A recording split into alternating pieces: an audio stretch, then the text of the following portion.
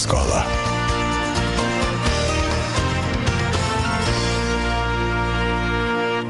დიახ, გამარჯობა, ეთერშია მშობელთა სკოლა, გადაცემას უძღვება მანანა მახარაძე პირდაპირ ეთერში.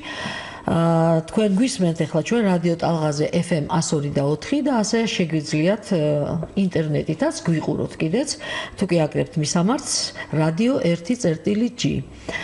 ჩვენ უკვე მესამე გადაცემას ვუძღვნით ძუძუთი კვების საკითხს და დარწმუნებული ვარ, რომ რამდენი გადაცემაც არ უნდა გავაკეთოთ, ვერ ამოვწურავთ, იმიტომ რომ ახალბედა დედას უამრავი მარტივი, რთული თუ ჭირვეული კითხვა უჩნდება ამ საკითხთან დაკავშირებით, უნდა ყველაფერი იცოდეს და სწორიც არის. უნდა ყველაფერი ვიცოდეთ ძუძუთი კვების შესახებ და ამიტომ დღეს კვლავ სამედიცინო ცენტრის ციტობეიბის პედიატრი ქალბატონი ნანა ტეფნაძეა ჩვენთან ერთად. ერთგულად ტოვებს თავის სამსახურს, ტოვებს ბავშვებს, მოდის ჩვენთან, რომ კიდევ უფრო მეტმა პაციენტმა არა, მეძძურმა დედამ ისწავლოს ყველაფერი მის შესახებ, რომ ბავშვი იყოს ჯანმრთელი. ქალბატონო ნანა, მოდით მართალია უკვე მესამე გადაცემა არა ჩვენ ამ თემას ვუბრუნდებით, მაგრამ კიდევ ერთხელ გავუსვათ ხაზი, რატომ აქვს უპირატესობა დედის რძეს ძროხის რძესთან შედარებით, რომლის საფუძველზეც მზადდება შერეული ნარევები, სხვადასხვა ხელოვნური საკვები. მოგესალმებით კიდევ ერთხელ. მივესალმებ ჩვენ რადიო მსმენელებს. დედის რძე, როგორც წინა გადაცემებში აღვნიშნეთ, უნიკალური საკვებია ჩვილისთვის. ვინაიდან იგი შეიცავს ზუსტად იმ ბუნებრივ ნივთიერებებს, რაც აუცილებელია ჩვილისთვის, მისი ზრდა განვითარებისთვის. და დედის რძე მინდა გითხრათ, რომ ყოველი კვების დროსაც კი იცვლება, ზრდა განვითარების დროს ხომ იცვლება მისი შემადგენლობა, ანუ ის რაც ასაკი, როგორც ითხოვს ბავშვის ასაკი, ზუსტად ისეთია დედის რძე. შესაბამისი. კი არა და კვების ნებისმიერი კვების დროსაც კი იცვლება, ყოველი კვების შემდეგ მისი შემადგენლობა მუდმივად განიცდის ცვლას. დედის რძე შეიცავს, როგორც ვთქვით, ცილებს, ცხიმებს, ნახშირწყლებს, შეიცავს ასევე ფერმენტებს, შეიცავს იმუნოგლობულინებს, ანტივირუსულ საშუალებებს. ძროხის რძისგან იმით განსხვავდება, რომ ძროხის რძეში ცილის რაოდენობა არის ძალიან დიდი. შეიცავს ცილა კაზეინს, ორივე შეიცავს კაზეინსას და შრატის ცილას და კაზეინი ძროხის რძეში არის გაცილებით მეტი, ვიდრე დედის რძეში. კი, აი ორივე არის ძუძუმწოვარი, ხომ? ძროხის ხო 4 კვირაში, უკვე 4-6 კვირაში დგება ფეხზე. 4 კვირაში დაბადებიდან დგება ფეხზე და 4-6 კვირაში აორმაგებს წონას. რაც ბავშვთან მიმართებაში ესე არ არის, ბავშვი 6 თვეზე აორმაგებს წონას. შესაბამისად, მისი მოთხოვნილება და გუჭრაწლავის მდგომარეობა ასათვისებლად ის რაც უნდა იყოს დედის რძეში და რაც უნდა აითვისოს ადვილად ბავშვმა, ეს არის სულთად დედის რძე. ადვილად ასათვისებელი ნივთიერებებით. გარდა მაგისა, ეხლა დედის რძე რა შეიცავს დედის რძე, ხომ? დედის რძე შეიცავს, როგორც ვთქვით, ვიტამინებს, დედის რძე შეიცავს შაქრის, რძის შაქარს, ეს არის ლაქტულოზა, რომელიც ხელს უწყობს კალციუმის შეწოვას, ლაქტოფერინს, რომელიც უწყობს რკინის შეწოვას ბავშვის ორგანიზმში და ამიტომ ანემიის რისკს ამცირებს. ასევე დედის რძით პირველად ხდება ბავშვის იმუნიზაცია, იმიტომ რომ იგი შეიცავს იმუნოგლობულინებს, როგორც სეკრეტორულ, ასევე შეიცავს ლეიკოციტებსაც. ანუ დიდი რაოდენობით რაც იცავს შემდგომში ბავშვს უკვე ბაქტერიებისაგან და ვირუსებისაგან. არის მაგალითად სეკრეტორული იმუნოგლობულინები იცავს ბავშვი იცავს გრიპისგან, ასევე იცავს ჰერპეს ვირუსისგან, იცავს ყბაყურის ვირუსისგან. გავტონა აი თქვენ ისეთ რაღაცები ჩამოთვალეთ, რასაც შეიცავს დედის რძე, მაგრამ თუ თქვა დედას არ ყოფნის თავისი რძე. მე ხშირად გამიგია რომ სხვის ძუძუს მოაწოვებენ ხოლმე ძიძას ეძახდნენ ადრე. იყო ეს მიღებული სოფლებში თავადებიც კი ბავშვს გასაზრდელად აძლევდნენ ხოლმე. დღევანდელ პერიოდში ნამდვილად აი როგორ უყურებთ ამ კატეგორიულად აკრძალულია ჩვენთან ეს მიუღებელია, ვინაიდან ჯერ პირველ რიგში ინფექციებიდან გამომდინარე, იმიტომ რომ მომრავლდა ისეთი ვირუსული ინფექციები, რაც არის დაუშვათ ჰეპატიტი, B ჰეპატიტი და ასე შემდეგ, მაგრამ თუ გინდ დედა იყოს გამოკვლეული ამ ვირუსებზე და შესაბამისად სტერილური იყოს დედა, რომელმაც უნდა მისცეს სხვის ბავშვს რძე, ხომ? ამ შემთხვევაში აქ ყველაზე მთავარი არის გენეტიკური კოდი. გენეტიკური კოდი, რომელითაც ბავშვს ზუსტად გადაეცემა ის გენი, რძით დიახ, რაც არის ჩადებული დედაში და მის გენში. აი მაგალითად რა შეიძლება რა დაავადებები შეიძლება გადასცეს ხასიათის თვისება თუ რა თვისებები შეიძლება ეს ხასიათის თვისებები განწყობა მისი ხასიათის თვისებებიც კი შეიძლება გადაიცეს ანუ თუ არის არჩევანი ჯობია თუმცა არის უცხოეთში ეს არ არის ისე ზუსტად რომ აი დაავადება ის რაც მის გენეტიკაში დევს აუცილებლად გადაეცეს ეს გამორიცხული ამის თქმა თუმცა უცხოეთში არის ესეთი ეს რძის ბანკი, ხო, სადაც დედის რძი არის შესწავლილი, გამოკვლეული თავიდან ბოლომდე ყველანაირი ინფექციაზე, ვირუსებზე და ასე შემდეგ და აქედან ხდება თუ რომელიმე დედა სურს რომ აუცილებლად დედის რძით იკვებოს მისი შვილი, შესაბამისად მიმართავენ ხოლმე ამ. მაგრამ ჩვენთან ეს არ არის. ჩვენთან ეს არის. მაშინ უპირატესობა ასეთ შემთხვევაში თუ კი არ ყოფნის დედას რძე ან არ აქვს, დამატებით ნარევებს, რომელიც არის ძალიან ახლოს დგას თავისი დამუშავებით დედის რძესთან. ეს არის ჰიდროლიზირებული ნარევები, დიახ, რომელიც არის უკვე დამუშავებული, დაყვანილი, დიახ, ვინაიდან მე გამომრჩა მეთქვა რომ დედის რძე ზუსტად უფრო სწორად აქ ხსენზე როცა ვისაუბრებ, აი ხსენში ვიტყვი ზუსტად რომ ის ხსენი განაპირობებს კუჭნაწლავის ფლორის ჩამოყალიბებას, რაც მერე ალერგიის და რძის აუტანლობის რისკს ამცირებს ზოგადად, რა ეს ფერმენტები, რაც ზრდის ფერმენტს ეძახიან, რასაც შეიცავს ხსენი.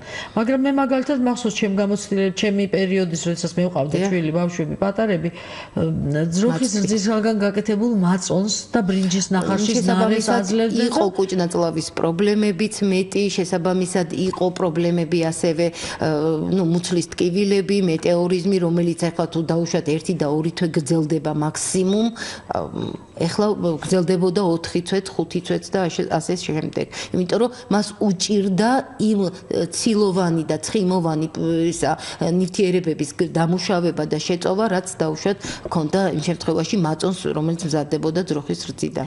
და შესაბამისად უნდა გავაკეთოთ აქედან დასკვნა, რომ რა თქმა უნდა მიუღებელია პირდაპირ ძროხის რძის მიცემა და ზოგჯერ დღევანდელი დღე ნამდვილად არ საჭიროებს იმას, რომ ბავშვმა მიიღოს ძროხის რძე. სოფლად მაინც იქნებ სახლში ყავთ საქონელი და გადაწყვიტონ, მაგრამ ალბათ მიუღებელია.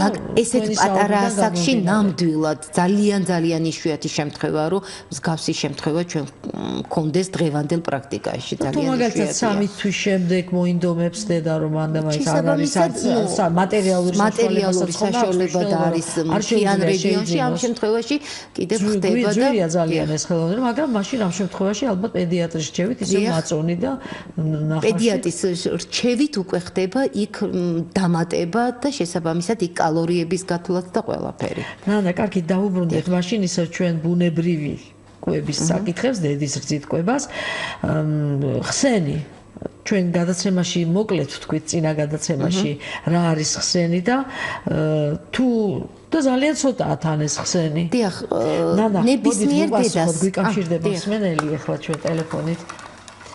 ალო, გისმენთ? პირდაპირ ეთერში ბრძანდებით, გისმენთ? დიახ. ალო? დიახ.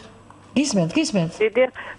თუ დედას აქვს ნაკლები რძე, როგორ უნდა იკვებოდეს რძე რომ მოუვიდეს. დიახ, ამას ვისაუბრებთ. მნიშვნელოვანია ხორბლის და ქერისგან დამზადებული საკვები და აი რამდენად ის არის. დიახ, ვისაუბრებთ. მადლობთ. მოდით ბარემ მაშინ ვიდრე ხსენზე გადავიდოდეთ.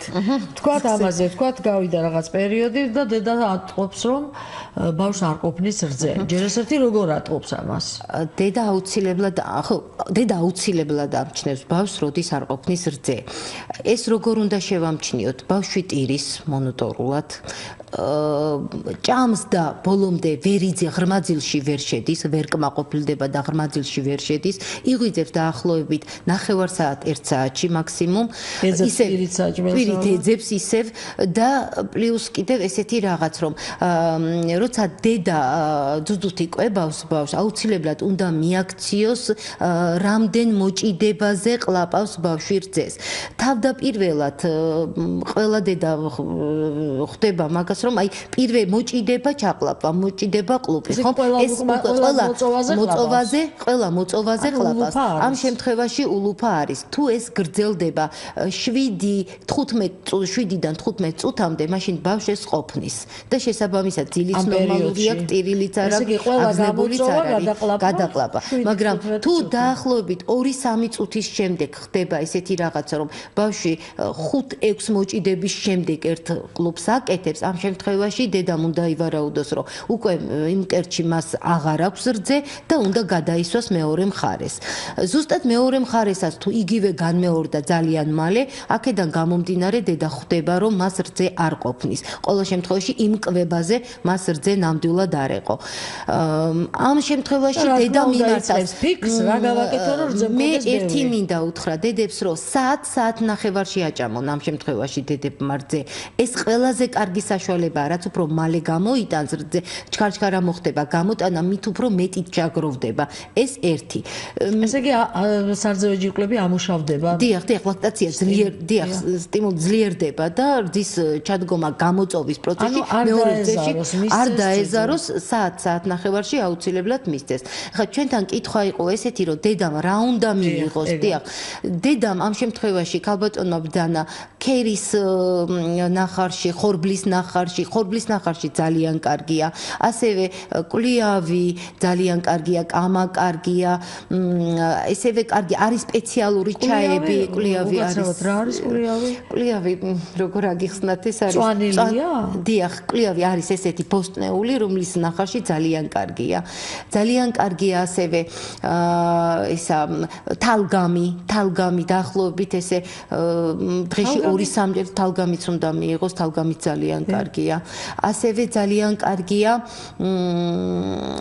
იცით რა კიდევ? ხო, არის სპეციალური ჩაი, რომელიც არის რძის მომყვანი, ანუ ასტიმულირებს ლაქტაციას. ანუ აბებიც არის უსაფრთხო, რომელიც მაგრამ ჩაიზე არ არის აქ ლაპარაკი, გავუსვათ ხაზი, იმიტომ რომ სვამენ დედები რძეს, რძიან ჩაის. არა, სპეციალური ჩაი, რომელიც ლაქტაციას აძლიერებს. ეს აქვს კომპანიებს შემოტანილი და გარდა ამისა არის რძე, მე არ მინდა დავასახელო რომელიმე კომპანია, რომ ეს მიკერძოებაში არ გამომივიდეს და რომელთაც აქვს სპეციალური, დღეში დედა სვავს 2 ფინჯანს დილას აღამოს, ეს არის სრული შემადგენლობა კალორიის, რომელიც კარგად აქ რა ხდება, იცით, სითხის მიღების რაოდენობა არ არის დამოკიდებული ლაქტაციაზე. შეიძლება ძალიან ბევრი წყალი დალიოს, ძალიან ბევრი ჩაი დალიოს, მაგრამ რძეში არ წავიდეს არც წყალი და არც ჩაი. აქ არის მთავარი კვება და კალორაჟზე, ანუ რა რაოდენობის კალორიას ღებულობს დედა, რომ მისი მიღებული ერთი ჭიქა წყალი იქნება თუ ჩაი, ის რძეში წავიდეს. აი ამას აქვს ძალიან დიდი მნიშვნელობა. ამიტომ ვამბობთ, რომ რა პროდუქტს მიიღებს და აუცილებლად კალორია, რასაც ღებულობდა დედა პლუს 500 კილოკალორია დამატებით. ეს უნდა მიიღოს დედამ, რომ რძე კონდეს. აი ეს აძლიერებს ლაქტაციას. კარგით, მაშინ დავუბრუნდეთ ახლა ხსენს. ხსენი არის ის აუცილებელი რაც ბავშვს უნდა მიეცეს პირველად. ხსენი არის. რამდენ ხანში მიყავთ ძუძუზე ბავშვი? ბავშვი ძუძუზე აუცილებლად მიყავთ საათ ნახევარში. უნდა მიიყო ანუ აუცილებლად საათ ამ პერიოდში, როგორც ვთქვით, თავიდან ჯერ კანისკანთან მოჭიდება და თანვე უკვე პირველად ძუძუსთან მიყვანა. თუ ყველაფერი წესრიგშია, მაგრამ ზოგიერთ შემთხვევაში ხდება ხოლმე ან მედიკამენტოზური ჩარევა, ან საკეისრო კვეთა, რაც აი მედიკამენტოზური და საკეისრო კვეთა ზუსტად ახანგძლივებს ამ პროცესს, რომ დედასთან ვერ მიყავთ. თუმცა, რაც არ უნდა დედა იყოს მორალურადაც მომზადებული დედობისთვის და ასე შემდეგ, დედას თავდაპირველად პირველი დღეები რძე არ მოსდის. ამიტომ დედები ხანდახან ვარდებიან ხოლმე პანიკაში, რომ ვაიმე რძე არ აქვს, რაღაცა წვეთებია და ასე შემდეგ. და ეს წვეთები არის სქელი ბლანტი მასა. ეს არის ხსენი, არაფერი აქ საპანიკო არ არის, ეს არის ხსენი, ყველაზე ძვირფასი საკვები ნივთიერება ბავშვისთვის. ბავშვს არ ჭირდება იმ პერიოდში, აი 2-3 დღე, ნამდვილად არ ჭირდება ბავშვს სითხით დატვირთვა, ის წვეთები სრულიად საკმარისია მის დასაკმაყოფილებლად. ეს არის ხსენი და ხსენი არის აი გაჯერებული ბოლომდე ვიტამინებით, იმუნოგლობულინებით, ლეიკოციტებით, აი ყველანაირად გაჯერებულია და საკმარისია სრულიად მისი ჩვენისთვის. ის რაც ჭირდება ბავშვს. პირველ საათებში და პირველი 2-3 დღე, მეოთხე დღემდე, სანამ ეს ციფერზე მოდის. და ერთი ხსენი პირველი, ყველაზე მთავარი, რასაც აკეთებს, ჯერ პირველ რიგში კარგად შეიწოვება კუჭნაწლავით და პირველი, რასაც აკეთებს, მეკონიუმისგან დაცლას აკეთებს. ცლის ბავშვს განავლისგან პირველი განავალი, ანუ მეკონიუმის დაცლას აკეთებს. ისაც მასალაში ჩარჩენილი მუსლადყოფნის პერიოდში. შეიცავს ვიტამინებს, A ვიტამინს შეიცავს, B12 შეიცავს, C ვიტამინს და E ვიტამინს. ეს აუცილებლად უთხრათ მშობლებს, რომ ეს პირველი მეკონიუმი, რომელიც თქვენ ბრძანეთ, არის მუქი ფერის განავალი. და არ უნდა შეეშინდეს ეს არის. დედა თითქმის ამას ვერც ნახულობს. ეს იქ ხდება, ეს სამშობია, რომ მედ დაუვლის და დედას ეს ნაკლებად ეხება და ნაკლებად ნახულობს, მაგრამ ეს იცოდნენ, რომ ეს არის დიახ, მუსლადყოფნის პერიოდში დარჩენილი განავლოვანი მასა, რომლითაც უნდა დაიცალოს ნაწლავები. და ყველაზე მთავარი, რასაც შეიცავს, წეხანაც აღვნიშნე, ეს არის ხსენი. ისა ზრდის ფაქტორი, ანუ კუჭნაწლავის ჩამოყალიბებას, ფლორის ჩამოყალიბებას უწყობს ხელს და ზუსტად ეს შემდგომ რისკს ამცირებს ალერგიისას და რძის ცილის აუტანლობისას. ხსენით, როდესაც იკვებება ბავშვი ამ პირველ დღეებში, იქ დასახლდება ის მიკროფლორა ნაწლავებში, სტერილური პირდაპირ ძუძუდან გამოსული. ბავშვები სტერილურები იბადებიან ეგრევე. რომელიც აუცილებელია, რომ შემდეგ ბავშვის უნდა ყველაფერი ეს მოინელოს და რომელი დღიდან ჩნდება რძე? რძე, ესე ვეძახით, მწიფე რძე მოდის მეოთხე დღიდან. მეოთხე დღიდან ჩნდება, ზოგჯერ არის ჭარბი რაოდენობით, ზოგჯერ მცირე რაოდენობით. ჭარბი რაოდენობით, აი ზუსტად აქ იქნება ხოლმე პრობლემა დედას, იმიტომ რომ როცა ჭარბი რაოდენობით მოდის ეს რძე, ამ დროს რა ხდება, იცით, მკერდი შესიება ხდება, შეშუპება, დაჭიმულობა, მტკივნეულია ამ დროს მკერდი და ამიტომ მე დედებს მინდა ურჩიე, რომ ამ პერიოდში კვებათა შორის შეუძლიათ დედამ ხელით გამოიტანონ მცირე რაოდენობა, ანუ რძის ის რაოდენობა, რა რაოდენობაც უბრალოდ შვებას მისცემს მის მკერდს. მეტი არა, კვების წინ. არა, კვების წინ არა, მე მინდა შუალედში, აი დაუშვათ, ბავშვმა ვერ გამოიტანა ის რაოდენობა, ხომ? ეს მინდა რომ დაცალო, თვითონ გამოიტანოს დედამ, რაც დარჩა, თუ ის რაოდენობა დიდია, დიდი რაოდენობა. ეს საუბარი მაქვს მე იმ შემთხვევაში, როცა დედას ჭარბი რაოდენობით აქვს გამოყოფა უკვე. ესეც გენეტიკურად არის. ესეც გენეტიკურია, რა თქმა უნდა. პირველივე დღეებში მოასკდება რძე, როგორც იცი. მცირე რაოდენობით და ზუსტად იმდენი რამდენიც ყოფნის მის შვილს. ანუ ესაჭიროება მის შვილს. შეეშინდება, ეს ნამდვილად არ ექნება ეს პრობლემა. მოუვარზე. დიახ. ქალბატონო ნანა, მაშინ მოდით ამაზე ვისაუბროთ, რომ აი უკანა რძე და წინა რძე, რას ნიშნავს ეს? წინა რძე ეს არის მოცისფრო ფერის წინა რძე, უფრო მეტად ენერგეტიკული ნივთიერებებით არის გაჯერებული ეს წინარძე და ნაკლებია მან ცილები და ცხიმები ნაკლებია.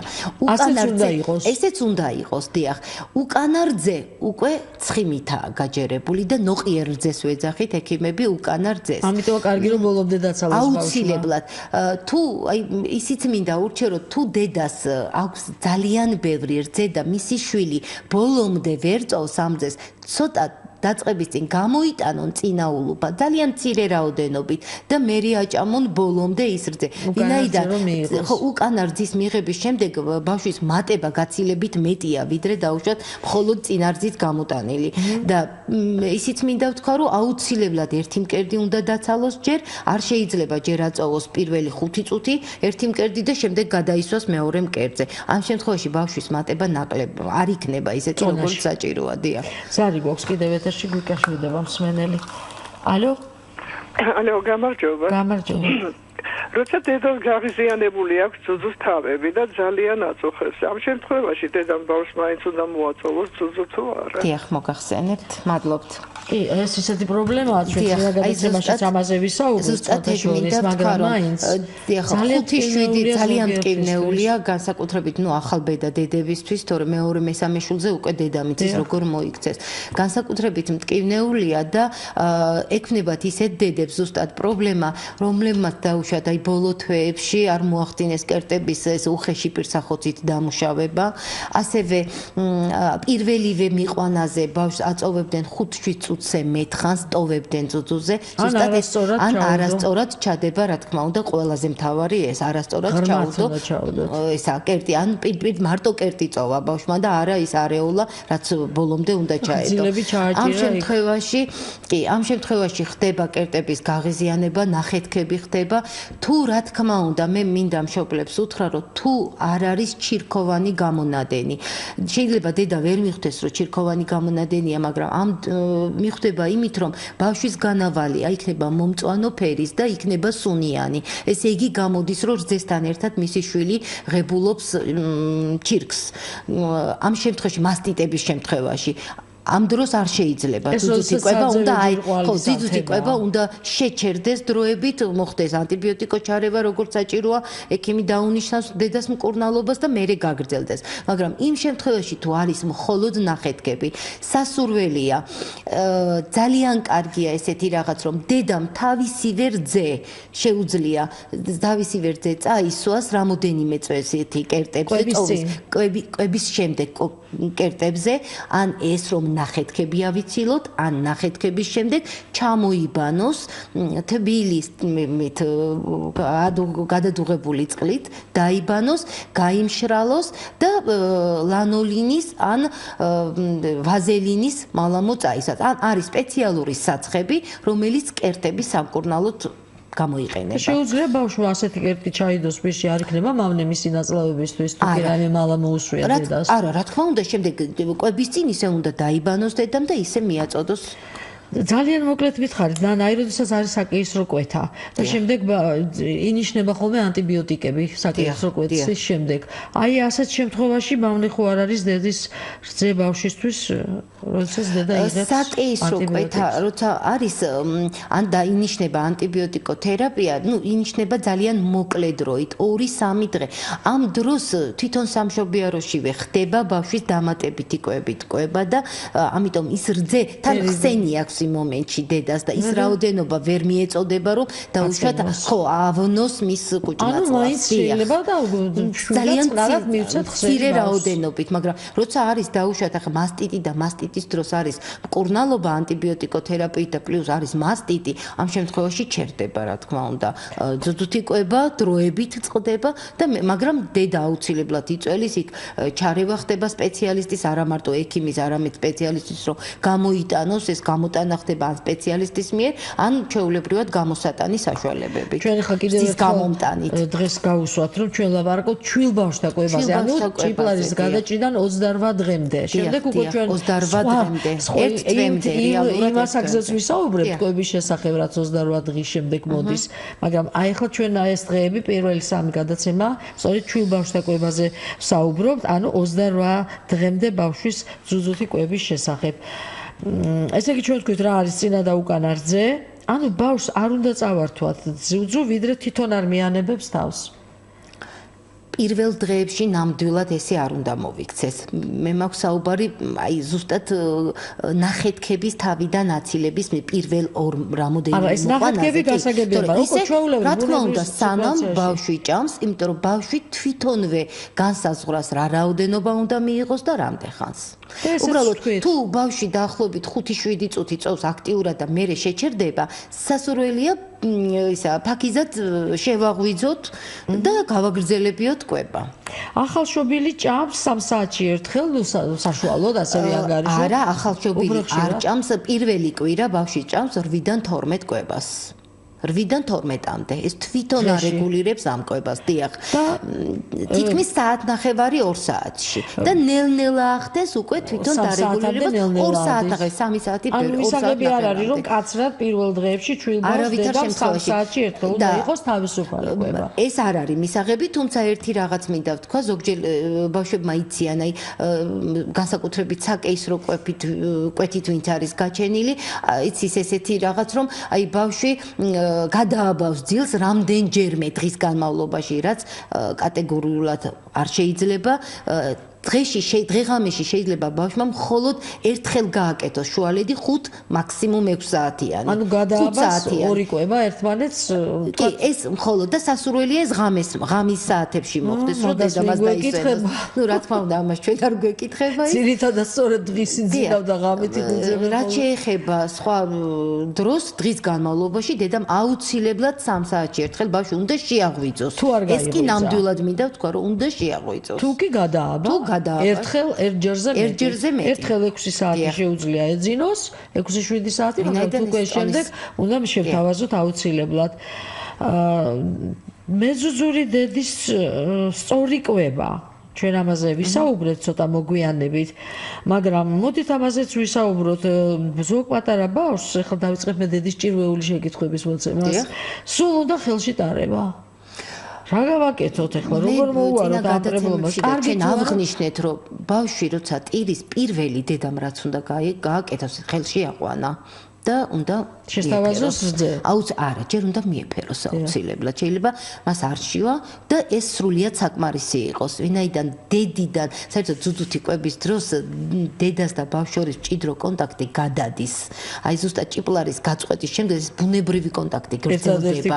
ამიტომ მათი ფსიქოემოციური მდგომარეობა თითქმის ერთნაირია. დედა ნერვიულობს, ბავშვიც ნერვიულობს და აგზნებულია. დედა კარგ გამოძინებულია, დამშვიდებულია, კარგი გარემო აქვს, ბავშვს გადასარევად ძინავს.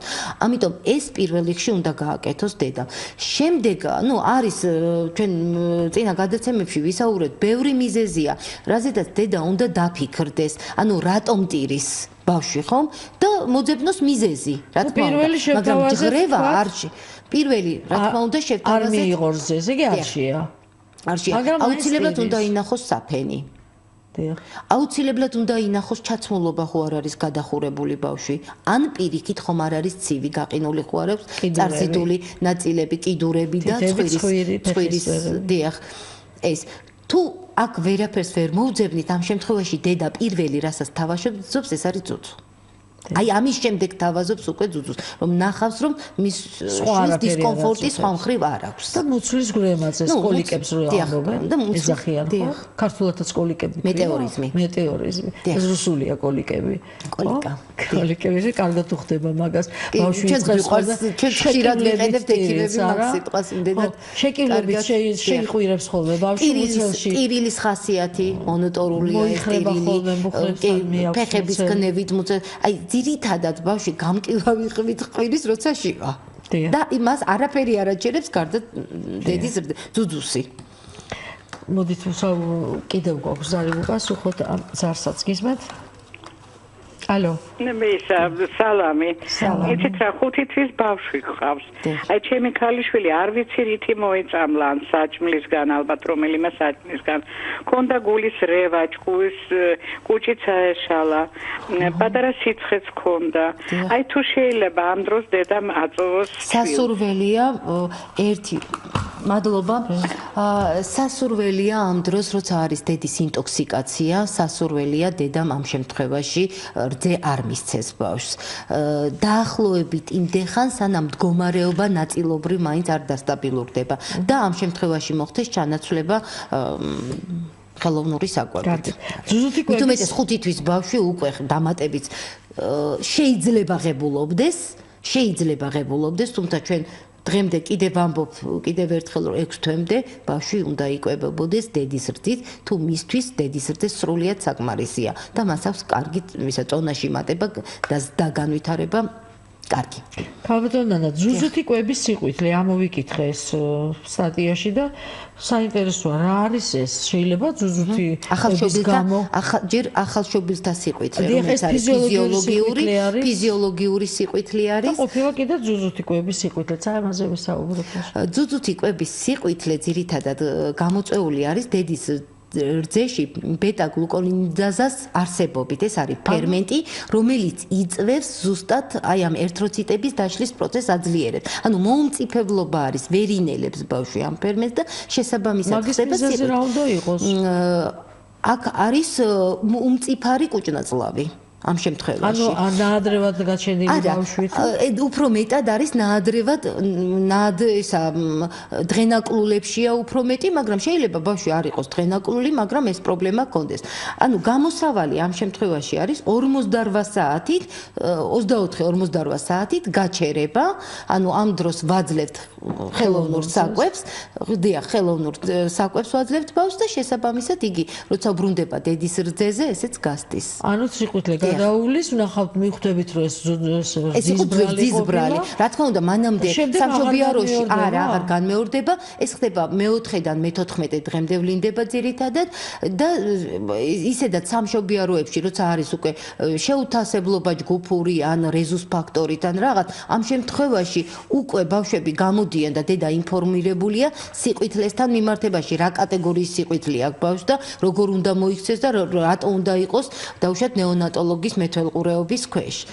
ქალბატონო, თქვენ ბრძანეთ, როდესაც დედა შესთავაზებს ჯერ ერთ ძუძუს ბავშვი დაცლის, შემდეგ გადადის მეორე ძუძუზე და სასურველიაო, თქვენ ბრძანეთ, რომ თუ მთლიანად არ გამოიღო ბავშვმა, რომ მოიმატოს კიდევაც ამ რძემ, გამოიწველოს ქალმა ეს ძუძუ. სახიფათო ხო არ არის სარძევე ჯირკვლისათვის, ახლა იმდენი დაზიანებები ხდება ამ დროს. დიახ, მე მინდა აღვნიშნო, სარძევე ჯირკვალზე თვითონ დედამ რაც შეიძლება ნაკლებად უნდა იმუშაოს თავისი ხელით. ეს უნდა მოხდეს ან სპეციალისტის მიერ. ეს ძირითადად ეს პრობლემა პირველი ერთი კვირა, მაქსიმუმ 10 დღე აქვს დედას. უფრო პირველი ერთი კვირა. შემდეგში უკვე ეს პრობლემა დედას აღარ აქვს. და უცბად მოაწვება დიდი რაოდენობით რძე. აი ამ დროს აქვს და ბავშვი იმ რაოდენობას ვერ ითვისებს და ვერ ღებულობს. აი ამ დროს აქვს. ან უნდა მოხდეს სპეციალური აპარატი რძის გამომყვანი და იმის საშუალებით. აი ეს რომ შევინახოთ, ხომ შეიძლება რომ თქვათ თანაც დღეს ისეთი სიტუაცია, მშობლები გადიან ადრე სამსახურში, იმ ხელა აღარ არის დეკრეტული შვებულება, არ და ერთი წელი იყო მთელი. ხშირად გვაქვს ამასთან შეხება. როგორ შეიძლება თუ არა შევინახოთ გამოწველილი დედის რძე და როგორ 3-4 საათი შეიძლება შევინახოთ დედის რძე ოთახის ტემპერატურაზე. ბოთში უკვე ხო სტერილურ ბოთში, რა თქმა უნდა, ოთახის ტემპერატურაზე. ხოლო რაც შეეხება ოთახის ტემპერატურაზე შეიძლება 3-4 საათი უმაცივროდ და მაცივარში 24 საათი, მაგრამ აუცილებლად დედის რძე უნდა მივცეთ მე შემთხვევაში. აი როგორ შევათბოთ ახლა, იმიტომ რომ ძალიან ხშირად მე გამიგია რომ მიკროტალღურღუმელში ათბობენ ხოლმე. არა, მიკროტალღურღუმელში დედები ყოველთვის კითხულობენ როგორ უნდა გაათბონ, მაგრამ მიკროტალღურღუმელს ნამდვილად არ ურჩევ დედას რძის გაზათბობად. რძის გათბობის ბევრი საშუალება არსებობს, მათ შორის ჩვეულებრივი დეზე შესაერთებელი სათბურები, რომელშიდაც იდება რძე. ან და რასაც წყლის აბაზანას წყლის აბაზანაც ხელი წყლის აბაზანა, რაც ტემპერატურამდე, მისთვის სასურველ ტემპერატურამდე შექფება და ამოვიღებთ ბოთს და მივცემთ. მხოლოდ ერთი რაღაც მინდა ურჩიო დედებს, რომ არავითარ შემთხვევაში არ მისცენ საწოვრით ეს რძე, ან მისცენ, ახლა ჭიქით ამ მომენტში ნამდვილად ყოვზით ძალიან ძნელია, მაგრამ სასურველია რომ არ გადაეჭროს ზუძუ. დიახ. იმიტომ რომ ძალიან ხშირად ხდება ხოლმე გაზარმაცება და ძუძუს უკვე არიდებენ ბავშვები თავს. იმიტომ რომ იქ მოწოვის მომენტში უფრო მეტი ენერგია ეხარჯებათ, ვიდრე საწოვრიდან გამოტანილი. ესე იგი მიკროტარღური ღუმალი არავითარ შემთხვევაში არ ვიხმაროთ, იმიტომ რომ აქ მე მგონი თავის თვისებებს კარგავს ძე და წოვის რეფლექსი იმდენად ძლიერია ახალშობილებში, რომ ხშირად ისინი წოვენ ხოლმე თითს. რატომ წოვენ თითს? რა დედის ნაკლებობას გზნობენ და საერთოდ ნორმაა თუ არა ეს თითის წოვა? თითის წოვის რეფლექსი ძალიან ბევრ ბავშვს აქვს. მინდა დედებს, მათ შორის ჩემს შვილსაც ჰქონდა, მინდა დედები ამით დავამშვიდო, ეს არის ფიზიოლოგიური. თითის წოვას ბავშვები ჯერ კიდევ მოცლად ყოფნის პერიოდში იწყებენ და შემდგომში რომ დაიბადებიან აგრძელებენ. უბრალოდ ესეთი სურათების მოცლად ყოფნის დროს ვიშვიდობთ ხოლმე თითს. დიახ, და მამას აგრძელებენ. ამ დროს ბავშვი თითქოს თავს იცავს გარემოდან. ნებისმიერ გაღიზიანებაზე მშვიდდება თითის წოვით. ერთადერთი ის მინდა აღვნიშნო, რომ თითის წოვა, აი ცოტა ზედმეტად ყურადღებ მისაქცევი იმ შემთხვევაშია, თუ წოვა არის ძალიან აქტიური და დიდხანს. ზოგჯერ ბავშვს ისე აქვს პირში თითი ჩადებული და მას არ წოვს სულ მუდმივად. აი ეს არ არის სახიფათო. უბრალოდ შემდგომში თანკბილვისთვის არის ეს მიუღებელი და ასევე თანკბილვისთვის არის მიუღებელი, როცა 6 წლის მერე 6 წლამდე ეს უნდა6 წლამდე დასაშვებია, დიახ. თუ ძლიერად მაგრამ 6 წლის შემდეგ, როცა უკვე მუდმივი კბილები იწყებს ამოსვლას, შესაბამისად თანკბილვა ირღვევა და თითის წოვა ზიანისმეტ არაფერს არ აკეთებს. წინაყბას წამოსწევს წინ და ზედაყბას. და იმის რა ქვია ნაირ-ნაირი საწოვარებით სავსეა დღეს ჩვენი მაღაზიები, მატყუარა საწოვარებით, უსტიშკები. საერთოდ მატყუარა საწოვარასთან დაკავშირებით, საერთოდ იქ მე მინდა ვთქვა, რომ ძუძუთი კვება ჯერ კიდევ იმისთვის არის კარგი, რომ ყბის სახის კუნთები კარგად უვითარდებათ ასეთ ბავშვებს და თანკბილვის დარღვევის მომენტი არ აქვთ. აი ეს. და რაც შეეხება ხა მატყუარას, მატყუარა აუცილებელია. ესეც ერთ-ერთი კომპონენტია ჩვილი ბავშვისთვის. მარტო დედის სიმშვიდისთვის არა, როცა ვიცით, რომ ბავშვი აბსოლუტურად არის დანაყრებული და ის მაინც ძუძუს ეძებს, ხომ? ამ შემთხვევაში არიან ასეთი გოჭები. კი, არიან ესეთი გოჭებიც, რომ მარტო აი ხელოვნურ კვებაზე მყოფი ბავშვებიც კი არიან ესეთი გოჭები, რომ ისევ ეძებენ და ისევ საჭმელი უნდათ 2 საათში და 2 საათნახევარში, სადაც იქ უკვე მკვეთრად უნდა იყოს დრო დაცული, ხომ? როცა ხელოვნურ კვებაზეა. ბავშვი უკვე წონა ისეთი აქვს, ზედმეტიც არ გვინდა. ზედმეტიც არ გვინდა. ეს რა თქმა უნდა ხას გაუსვავ არაბუნებრივ კვებაზე მყოფ. იმიტომ რომ იქ წონას ზოგადად არ უყურებ და არ საზღვავთ. გარდა იმისა, თუ არ არის მცირე წონა, ზედმეტი წონა იქ დასაშვებია, როცა ბავშვი არის სრულ ბუნებრივ კვებაზე. მაგრამ როცა არის ხელოვნურ კვებაზე, იქ შუალედებში გჭირდება ეს საწოვარა აუცილებლად. და საწოვარა აუცილებლად ძალიან კარგია, რომ გავდეს იყოს წაკვეთილი და გავდეს დედის კერძს. ძუძუს კერძს გავდეს. თუმცა ჩვენ თლად მაგას ვერ განსაზღვრავთ, ვინაიდან ბავშვები თვითონვე ირჩევენ. თვითონვე ირჩევენ. ჩვენ შეიძლება გვინდოდეს მივცეთ სილიკონი, მაგრამ ბავშვმა სხვა აირჩიოს. მაგრამ ხომ არის რომელიც არის მავნე რაღაცა ის ხომ მაინც ხელოვნური რეზინისაგან არის დამზადებული. ყველაზე სასურველი მაინც არის სილიკონით საწოვარები. კაპტონანა ინვალეცია, როცა ზე ხრება თავისით. რატომ შეიძლება გაქრეს გაქრობა? რძის გაქრობა ესე უცბად არ ხდება, ის აუცილებლად ნელ-ნელა შემცირებით ხდება. ნუ ეს ალბათ დედამ უნდა შეამჩნიოს, რომ ნელ-ნელა უმცირდება. და რაც შეეხება რძის გაქრობას, ეს შეიძლება მოხდეს საკმაოდ ესე დედამ რაღაც ძლიერი სტრესი უნდა გადაიტანოს, დაუშვათ, რომ ესე უცბად დილას გათენდა და მას რძე აღარ აქვს, ხო? აი ამ შემთხვევაში შეიძლება მოხდეს ეს მომენტი. თუ არა და ნელ-ნელა შემცირებით ხდება რძის გაქრობა. და რა ეშველება ხო თქვა არის რომ აი გაქრა რძე ვეღარ მოიყვანს ქალი, აღარ დაიბრუნოს. აი ჩვენ აღვნიშნეთ რძის მოსაყვანის საშუალებები, ამ დროს მიმართავენ ხოლმე სხვადასხვა ჩაებს, ბალახეულ ნახარშებს და ასე შემდეგ. მაგრამ ამ შემთხვევაში თუ რამოდენიმე დღე ვერ შევამჩნევთ, რომ შედეგი გვაქვს, სასურველი არ არის, რომ დედას მივაღებიოთ ეს რაოდენობა სითხეები, იმიტომ რომ შეიძლება დავარღვიოთ უკვე დედის ნივთიერებათა ცვლა. მე ამას ნამდვილად რეკომენდაციას ვეღარ უკეთებ რა. ეს რამოდენიმე დღეში მაქსიმუმ ერთ კვირაში იქნება შესამჩნევი დედას რძე ემატება თუ არა. აი გაქრობის შემდეგ დაბრუნება ძალიან იშვიათია. განხორციელების შემდეგ მომატება თითქმის დაუბრუნდება თუ არა დღეს ეს ისეთი მართლაც ძალიან სანერვიულოა თუ კი ბავშვს დედის რძე მოაკლდება, მაგრამ დღევანდელი სიტუაციაში ფარმაკოქიმიური საშუალება, ფარმაცევტული საშუალებები არის ძალიან ბევრი საშუალება, რომელთაც არ უნდა ინერვიულოს დედამს, უხარია კიდევაც ეგოისტებს, თუ კი გადადიან ხელოვნურ კვებაზე.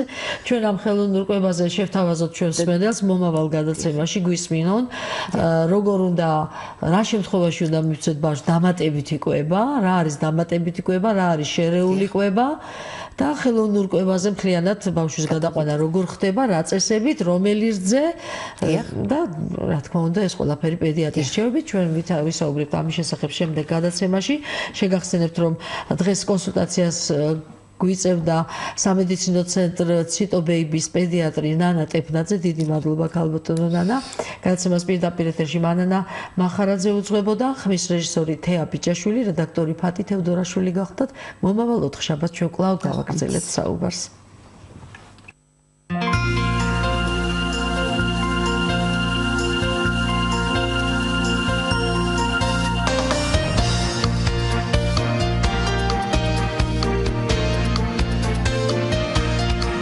შობელთა სკოლა